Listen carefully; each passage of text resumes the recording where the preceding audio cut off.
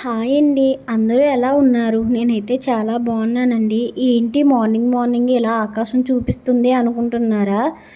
నేనైతే బట్టలు ఉతుకుదామని బట్టలైతే తీసానండి. వాతావరణం ఒకేసారి చల్లబడిపోయింది. గాలులైతే వేస్తున్నాయండి. మళ్ళీ ఎండైతే వచ్చిందండి మధ్యలో. అందుకనేసి నేను బట్టలైతే ఉతికేసానండి.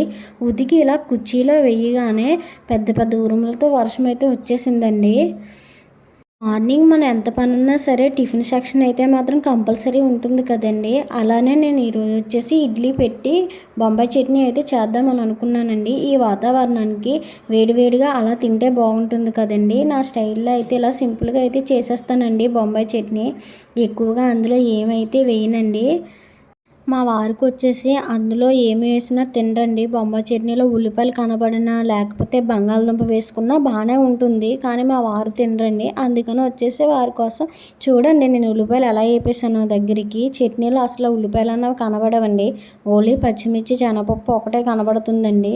మిగతా వచ్చేసి ఏమీ కనబడవు. వంట అయితే చేస్తున్నాను కానండి ఈ బట్టలు ఎలా ఆరుతాయో ఏటో అన్న బుర్ర అయితే పనిచేయలేదండి. అనవసరంగా బట్టలు ఉతికానా అనిపించిందండి. ఇంకా బట్టలన్నీ నేను నానబెట్టలేదండి. నానబెట్టి ఉండుంటే బట్టలన్నీ చాలా ఉండేవి.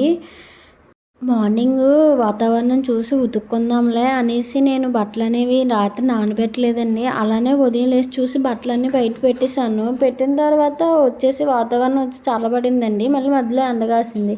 అయ్యో ఎండగాస్తుంది కదా అని బట్టలన్నీ ఉతికేసానండి నేను. ఇంకా కొన్ని బట్టలు అయితే ఉతకలేదండి.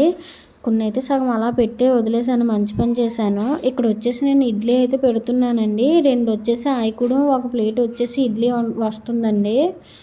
మనం ఎప్పుడైనా ఇడ్లీ పెట్టుకునేటప్పుడు వాటర్ అనేది బాయిల్ అయిన తర్వాత ఇడ్లీ అనేది పెట్టుకోవాలండి. అలా అయితే చాలా బాగా వస్తుంది. మార్నింగ్ లేవగానే పని ఏమీ ఉండదులే, నైట్ గిన్నెలు తోమేసుకుంటూ ఉదయం లేసి పని ఏముంటుంది అని అనుకుంటామండి. ఉదయం కుండి పని ఉదయానికే ఉంటుందండి. అస్సలు ఎక్కడా తగ్గదు.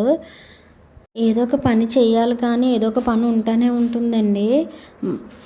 మా వారు వచ్చేసి కంగారు అయితే పెట్టేస్తారండి. టిఫిన్ అయిపోయిందా లేదా, టిఫిన్ అయిపోయిందా లేదా అనేసి. మా వారు టిఫిన్ అయితే చేసేసారండి. ఇప్పుడు నా కోసం అనేసి నేను అట్టయితే వేసుకుందామని అనుకుంటున్నానండి. చూడండి మా వారు తినేసి ఫోన్ ఏదో మాట్లాడుకుంటున్నారు. ఇడ్లీ రుబ్బు ఉన్నా కూడా ఇలా అట్టు వేసుకొని తింటారు కదండి. నాకైతే చాలా ఇష్టం అండి. నేను ఇడ్లీ రుబ్బు ఉంటే ఫస్ట్ ఆఫ్ ఆల్ నేను అట్టు అయితేనే వేసుకుంటానండి. ఇడ్లీ అయితే తినను. ఎప్పుడేసినా అట్టు బాగానే వచ్చేదండి. అలాంటిది ఈరోజు అసలు అట్టు సరిగా రాలేదండి. పెనం మాత్రం మాట వినలేదు ఆ రోజు. చూడండి మా చార్లీ ఎలా చూస్తుందో, ఎందుకు అలా చూస్తుంది అనుకుంటున్నారా? మా అత్తయ్య గారు వచ్చేసి చికెన్ కర్రీ అయితే తెచ్చారండి. మా వారు వచ్చేసి బయట పనికి వెళ్ళారు. నేను ఒక్కరిదాన్నే కదా, మేకల కూర వండుకుందాము, చికెన్ ఏమీ తేవద్దండి, నాకు నచ్చిన కూర వండుకొని తినేస్తాను ఈరోజు అని చెప్పేసి అన్నానండి. అప్పుడు మా వారైతే బయట పనికి అయితే వెళ్ళిపోయారు. మా అత్తయ్య అయితే చికెన్ తెచ్చి ఇచ్చారండి.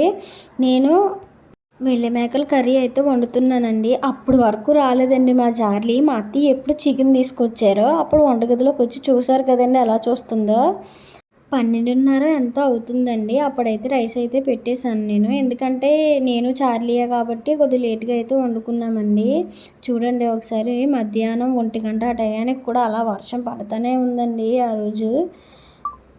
చాలా చల్లగా అయితే ఉందండి. కానీ అలా కంటిన్యూగా వాన పడితే చిరాకు వస్తుంది కదండి. ఆ వీడియోస్ కానీ మీకు నచ్చినట్లయితే లైక్, షేర్, సబ్స్క్రైబ్ చేసుకోండి.